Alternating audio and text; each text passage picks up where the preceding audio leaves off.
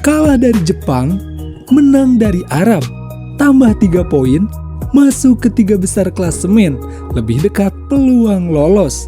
2 pertandingan timnas di bulan ini menentukan untuk match selanjutnya. Apa saja yang menjadi highlight pada 2 pertandingan timnas kemarin? Dan apa hal yang menarik untuk diperbincangkan? So, mari kita bahas. Here we go. Pada lanjutan kualifikasi Piala Dunia ronde ketiga di pertandingan terakhir leg pertama kita harus melawan raksasa Jepang. Dan di pertandingan pertama leg kedua melawan Arab Saudi. Pada pertandingan pertama melawan Jepang, kita semua tahu bahwa lawan kita yang satu ini terpaut level yang masih sangat jauh. Meski dalam pertandingan di menit awal kita bisa bermain ofensif, sampai pelatih Jepang Hashime Moriyasu kaget dengan keberanian timnas Indonesia. Meskipun dengan hasil akhir 4-0 untuk keunggulan Jepang. Patut kita akui bahwa Jepang sudah menjadi negara sepak bola terbaik di Asia, bahkan bisa bersaing di dunia.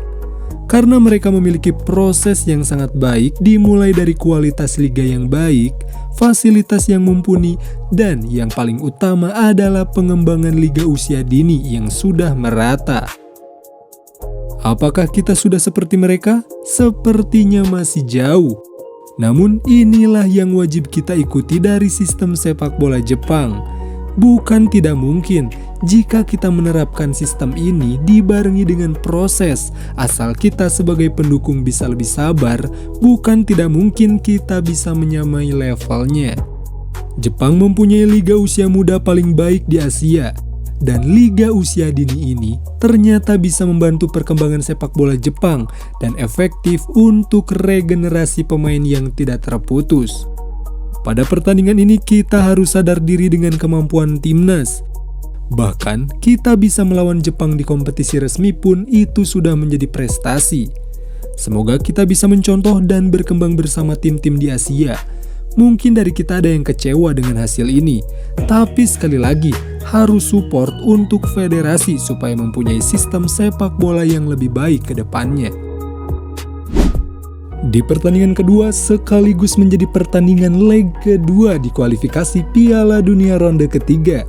Kali ini kita kembali melawan Arab Saudi yang sebelumnya di leg pertama kita berhasil mencuri 1 poin dengan skor 1-1 di kandang mereka.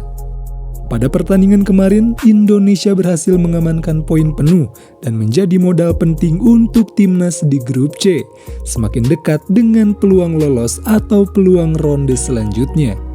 2-0 lewat gol dari Marcelino membuat para pemain, tim pelatih, dan kita sebagai pendukung kembali punya harapan dan kembali percaya diri untuk menatap laga selanjutnya.